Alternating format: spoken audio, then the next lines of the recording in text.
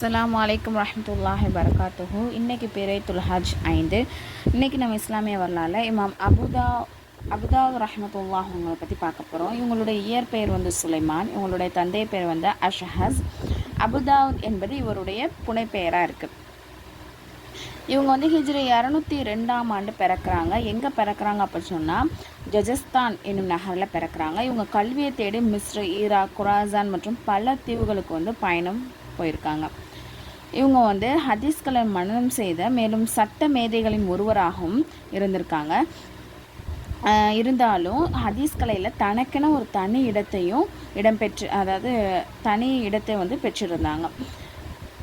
இவங்களை பற்றி பெருமையாக பேசணும் அப்படின்னு சொன்னால், நபி தாவூத் அலைஹிஸ்ஸலாம் அவர்களுக்கு இரும்பு அல்லாஹ் எப்படி எளிதாக்கி கொடுத்தானோ அதே போன்று ஹதீஸை விளங்கி உங்களுக்கு மனநமிடுவது வந்து எளிதாக்கப்பட்டிருக்கு அப்படின்னு அந்த அளவுக்கு வந்து அவங்கள வந்து மக்கள் வந்து பேசக்கூடியவங்களாக இருந்திருக்காங்க. அதே மாதிரி இமாம் அபுதாவுத் ரஹ்மத்துல்லாஹ் அவங்க வந்து உலக ஹதீஸ்களாகவும் மறுமையின் சொர்க்கத்திற்காகவும் படைக்கப்பட்டதாகவும் சில உலமாக்கள் கூறியுள்ளார்கள். அதாவது நல்ல சரியான ஹதீஸ்களை தொகுத்து மக்களுக்கு போய் சேர்க்கக்கூடியனால அந்த மாதிரி சரிங்களா. இவரை விட சிறந்த ஒருவரை நாம் கண்டதே இல்லை அப்படின்னு உலமாக்கள் சில பேர் சொல்கிறாங்க. இவர்கள் எண்ணற்ற நூல்களை வந்து இயற்றிருக்காங்க. அதில் தலை சிறந்து விளங்குவது என்ன அப்படின்னு சொன்னால் சுனன் அபுதாவுத் என்னும் நூல் தான். இதில் வந்து 4800 ஹதீஸ்கள் வந்து இடம்பெற்றிருக்கு. இவற்றை 5 லட்சம் ஹதீஸ்களிலிருந்து தேர்ந்தெடுத்து எழுதியிருக்காங்க. இமாம் அவர்களே சொல்லியிருக்காங்க சரிங்களா. அதாவது 5 லட்சம் ஹதீஸ்லேருந்து 4800 ஹதீஸை வந்து அவங்க தேர்ந்தெடுத்து எழுதியிருக்காங்க. இவர் ஹிஜ்ரி 375ஆம் ஆண்டு ஷவ்வால் பிறை 16ஆவில் பசரா என்னும் நகரில் மஃபாத் ஆகிறாங்க. இன்னா லில்லாஹி வ இன்னா இலைஹி ராஜிஊன். அடுத்தது வந்து அல்லாஹுடைய ஆற்றல், இடியின் ஓசை. இப்போ வந்து மழை பெய்யுது, வானத்துலேருந்து மேகமூட்டம் ஒன்று சேருது சரிங்களா. அதில் வந்து நம்ம அல்லாஹ்வுடைய வல்லமை என்னன்னு நம்ம பார்க்கணும் அப்படின்னு சொன்னால் அதில் எந்த ஒரு இன்ஜினோ எந்த ஒரு மோட்டரோ கிடையாது. இருந்தாலுமே மேகங்கள் ஒன்று சேர்றதுனால உரசுறதுனால மிகப்பெரிய ஓசை வந்து எழுப்புது. அதே மாதிரி இருள் சூழ்ந்த பகுதிகளும் வெளிச்சத்தை அது வந்து பாய்க்குது. இதன் ஓசையை கேட்டது எவ்வளவு பெரிய கூட்டத்தின் நடுவே இருந்தாலும் நம்ம என்ன ஆயிடுவோம், நமக்கு ஒரு பயம் வந்துடும். இது எல்லாமே அல்லாஹ்வுடைய ஆற்றலை தவிர வேறு எதுவுமே கிடையாது. ஒரு ஃபர்லை பற்றி நன்மையை ஏவி தீமையை தடுத்திடுங்கள். நபி ஸல்லல்லாஹு அலைஹி வஸல்லம் சொல்லியிருக்காங்க, எவனது கட்டுப்பாட்டில் என் உயிர் உள்ளதோ அவன் மீது ஆணையாக, அதாவது அல்லாஹ் மீது ஆணையாக, நீங்கள் நன்மையை ஏவி தீமையை தடுப்பது அவசியத்திலும் அவசியமாக இருக்குது. அவ்வாறு செய்யாவிட்டால் பாவிகளுடன் சேர்ந்து உங்கள் மீதும் அல்லாஹ் தனது வேதனை அனுப்பும் நாள் வெகு தொலைவில் இல்லை. ஒரு சுன்னத்தை பற்றி தலைப்பாகையின் பின்பகுதி.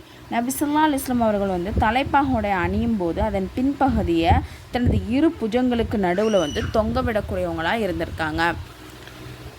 ஒரு முக்கியமான அமலோடைய சிறப்பு, நற்குணத்தின் சிறப்பு. நிச்சயமாக முஃமின் தனது நற்குணத்தால் நஃபில் தொழும் நோன்பாளியின் அந்தஸ்தை பெறுகிறார் என நபி ஸல்லல்லாஹு அலைஹி வஸல்லம் அவர்கள் கூறியுள்ளார்கள்.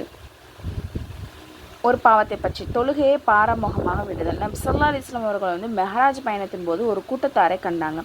அவர்கள் வந்து தலைகள் வந்து சுரண்டப்பட்டிருக்குது. தலை முழுவதும் இவ்வாறே சுரண்டி கரைத்த பின்பு அதன் தலை மீண்டும் உருவாகி விடுகிறது. மீண்டும் தலை சுரண்டி கரைக்கப்படுகிறது. இவ்வாறான தண்டனை அவர்களுக்கு தொடர்ந்து வழங்கி வேதனை செய்யப்படுகிறது.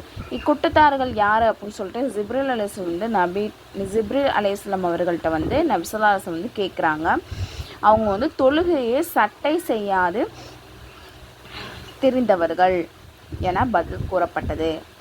தொழுகை வந்து அசால்ட்டாக நினச்சி தெரிஞ்சுக்கிட்டு இருக்கவங்க தான் இந்த ஒரு தண்டனையை வழங்கப்படுது. உலகத்தை பற்றி உலகம் பற்றின்மைக்கு வெகுமதி. நபி ஸல்லல்லாஹு அலைஹி வஸல்லம் வந்து சொல்லியிருக்காங்க, எவர் உலக நேசித்து அதிகமாக ஆசைகளை வளர்த்திடுவாரோ அவரின் உள்ளத்தை உலக பற்றின அளவுக்கு அல்லாஹு தாலா குருடாக்கி விடுவான். மேலும் எவர் உலக பற்றியை துறந்து தனது ஆசைகளையும் குறைத்து கொள்வாரோ அவருக்கு அவர் கற்றிடாத ஞானத்தை அல்லாஹு தாலா வழங்குறான். வழிகாட்டி யாருமே இன்றி அவருக்கு ஹிதாயத்தையும் வழங்குவான்.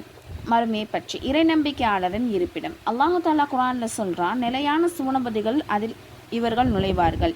இன்னும் இவர்களுடைய பெற்றோர்களும் இவர்களுடைய துணைவியர்களும் இன்னும் இவர்களுடைய சந்ததிகளின் நல்லோர்களும் நுழைவார்கள். வானவர்கள் ஒவ்வொரு வாசலிருந்தும் இவரிடம் வந்து, நீங்கள் உலகில் பொறுமையாளராய் இருந்த காரணத்தால் உங்கள் மீது சாந்தி உண்டாவதாக. எனவே மறுமையின் வீடு மிக நல்லதாகிவிட்டது என்று மலக்குகள் கூறுவார்கள். நபி வழி மருத்துவம். கெட்ட இரத்தத்திற்கு வைத்தியம். நபி ஸல்லல்லாஹு அலைஹி வஸல்லம் வந்து சொல்லியிருக்காங்க, ரத்தம் குத்தி எடுக்கிறது வந்து சிறந்த வைத்தியமாகும். என்னன்னா அது ஒரு கெட்டு போன இரத்தத்தை சுத்தம் செய்கிறது, கண்ணின் ஒளியை அதிகரிக்கிறது, இடுப்பை லேசாக்கிறது.